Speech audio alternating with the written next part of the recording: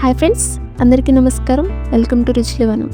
ఈరోజు మన ఛానల్లో మంచి రుచిగా mushroom masala curry restaurant taste వచ్చేలా ఇంట్లో ఈజీగా ఎలా చేయాలో చూపించబోతున్నాను. ఈ కర్రీలో వేసే మసాలాకి ఎక్కువ ఇంగ్రీడియంట్స్తో పని లేకుండా ఇంట్లో ఉన్న వాటితోనే రెస్టారెంట్ టేస్ట్ వస్తుంది. ఇంకా లేట్ చేయకుండా ఈ మష్రూమ్ మసాలా కర్రీ ఎలా చేయాలో ఇప్పుడే చూద్దాం రండి. ముందుగా మసాలాని రెడీ చేసుకుందాం. ఒక మిక్సీ జార్ తీసుకుని అందులో 1 ఇంచ్ దాల్చిన చెక్క, 4 యాలకులు, 3 లవంగాలు, 1 స్పూన్ ధనియా పౌడర్, 1 స్పూన్ ఎండు కొబ్బరి పౌడర్, 2 స్పూన్ల పెరుగు, ఒక 10 జీడిపప్పు, 2 మీడియం సైజులో ఉండే టమాటాలని ముక్కలుగా కట్ చేసుకుని వేసుకుని ఫైన్ పేస్ట్ లాగా చేసుకుని పక్కన పెట్టుకోవాలి. ఇప్పుడు స్టవ్ ఆన్ చేసి ఒక ప్యాన్ పెట్టుకొని అందులోకి 1 టేబుల్ స్పూన్ నెయ్యి, 2 టేబుల్ స్పూన్ల దాకా ఆయిల్ వేసుకోండి. ఆయిల్ హీట్ అయిన తర్వాత 1/2 స్పూన్ జీలకర్ర వేసి కొద్దిగా వేయించి 2 బిర్యానీ ఆకులు వేసుకుని తర్వాత 1 కప్పు సన్నగా కట్ చేసుకున్న ఉల్లిపాయ ముక్కలను వేసుకుని వేయించుకోవాలి.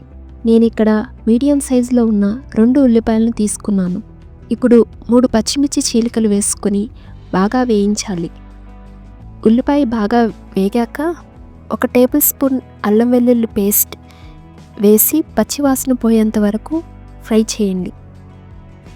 ఇప్పుడు మనం ముందుగా ఫైన్ పేస్ట్లా చేసుకొని పెట్టుకున్న మసాలా ముద్దని వేగిన ఉల్లిపాయలోనికి వేసి బాగా ఫ్రై చేయాలి. మంటని మీడియం ఫ్లేమ్లో పెట్టుకొని ఆయిల్ పైకి తేలేంత వరకు మసాలాని బాగా ఫ్రై చేయండి. తర్వాత ఇందులోనికి 400 గ్రాముల దాకా మష్రూమ్స్ తీసుకుని ఇలా ముక్కలుగా కట్ చేసుకొని వేసుకోండి.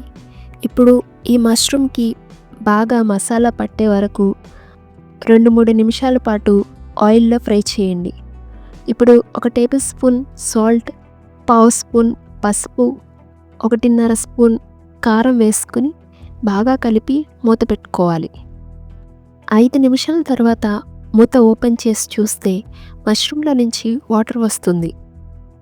ఇప్పుడు మంటను హైలో ఉంచి బాగా ఉడికిస్తే కర్రీ కొంచెం దగ్గర పడుతుంది.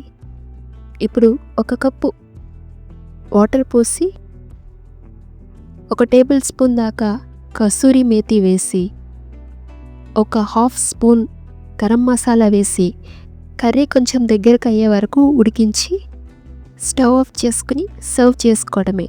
అంతే, ఎంతో సింపుల్గా ఈజీగా అయిపోయే tasty mushroom gravy curry ready.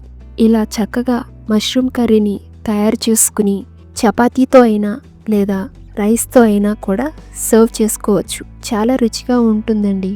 మీరు కూడా తప్పకుండా ట్రై చేసి మీకు ఎలా కుదిరింది అనేది కమెంట్స్లో షేర్ చేసుకోండి. ఈ వీడియో నచ్చితే లైక్ చేయండి, మీ ఫ్రెండ్స్కి షేర్ చేయండి. మరిన్ని టేస్టీ రెసిపీస్ కోసం రుచిలవనాన్ని సబ్స్క్రైబ్ చేయండి.